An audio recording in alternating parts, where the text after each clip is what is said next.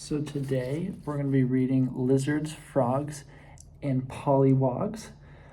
And these poems and paintings are by Douglas Florin.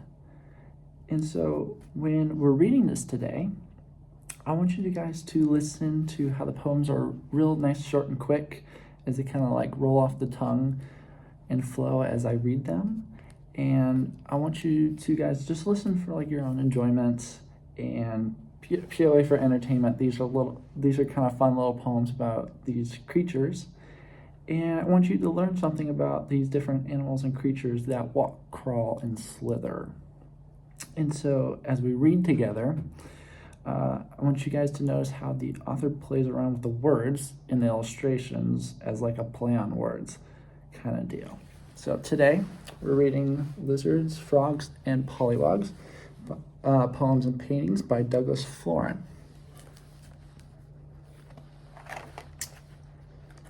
Here we have it again. And it says it's for Nanny Nakabu Boo Bee Boo Boo. I'm not sure that's an actual word, but that's what it says. And we have a table of contents here, a little bit of a text feature. So these are some like the different animals that we will learn about today. The skink, the tortoise, the gecko. Phone battery went down. The crocodile and the alligator, the iguana, the cobra, the Komodo dragon, the Gila monster, and the box turtle. Okay, so we're starting off with the skink. Along the ground I'm found, I slink. Through the grass I pass, and I'm a skink. I bite my tail and it releases. I don't fight back, I fall to pieces. I kind of just fall to pieces and it kind of like falls off the little line there. I'm not sure what's going on over here. He's in all sorts of pieces. Not sure how that happened. The tortoise, I wear a helmet on my back.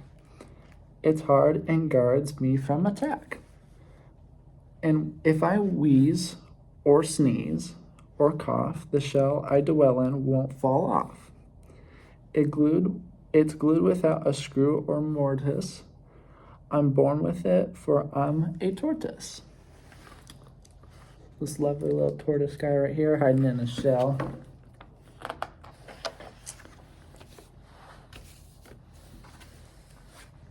And this one's kind of wonky. So, the gecko. The gecko's trick is climbing walls. Like glue, it sticks and rarely falls. Across it may roam. But you try this. But don't you try this in your home. So, why do you think the author structures the writing into a square? Does it have to do anything with the illustration? You see how they're kind of crawling off the walls and stuff? Like the couch and windows down here and the little side tables down here. The gecko's on the ceiling and so is this little girl in the pink dress. Back on. And then we have the crocodile and the alligator. There we go. The crocodile's smile is wide enough to stuff a pig inside. But did you know that alligators sometimes swallow second graders? You didn't hear that. I don't think they actually eat second graders. They might. The iguana. I don't want to be an iguana.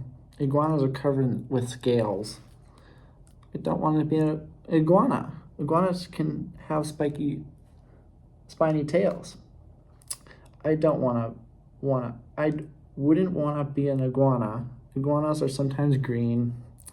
I wouldn't want to be an iguana, except for Halloween.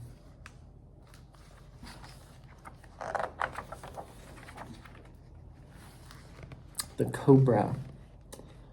It's wise to stay clear of the dangerous cobra all months of the year, including October.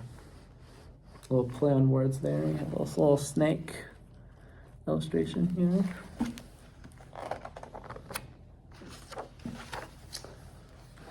The Komodo dragon.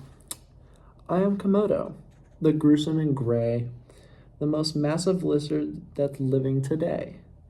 Birds and boars for me are a meal, plus all those who don't think that dragons are real.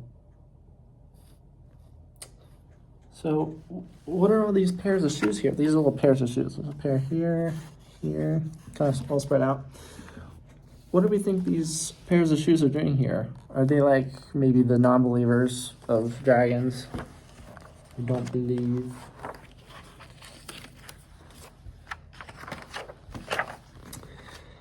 The Gila monster.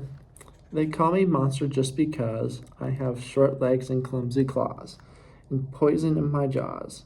And look, like someone's composition book. Can we see them? I don't know if the lighting. It's kind of tricky to see them. So where is the Gila monster? And what makes them hide where we can't easily see them? They're like camouflage. You playing hide and go seek. Kind of tricky to hide in there. He blends in really well. Let's read one more. The box turtle. This bony dome's my mobile home, a shell so swell in which to roam. And when I'm scared by bear or fox, inside I hide, safe in my box. I close it shut and go to bed, secure from beasts that box my head. Kind of almost looks like a car. He's got like little wheels here. Okay.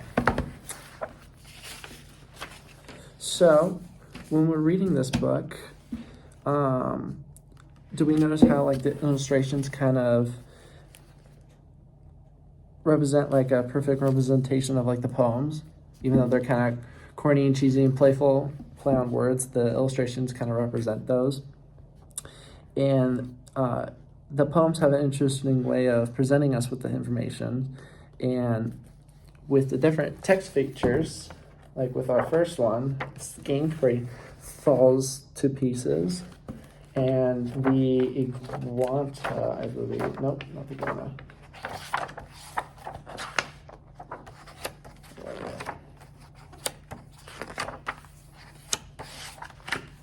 Oh, the gecko. The gecko, like, why we're using these types of text features where we're reading in a box instead of just by lines. Okay, so those are some things to ponder about. Okay, and then my activity was I'm going to have them create and draw their own crazy animals, giving them descriptions like no other. It doesn't necessarily even have to be real. It could be a cat, it could be a dog, it could be partly cat, partly dog, like a cat that barks and a dog that meows. But the students will have to give them their creations their own like description of like how they walk, talk, and their shapes and sizes and stuff like that.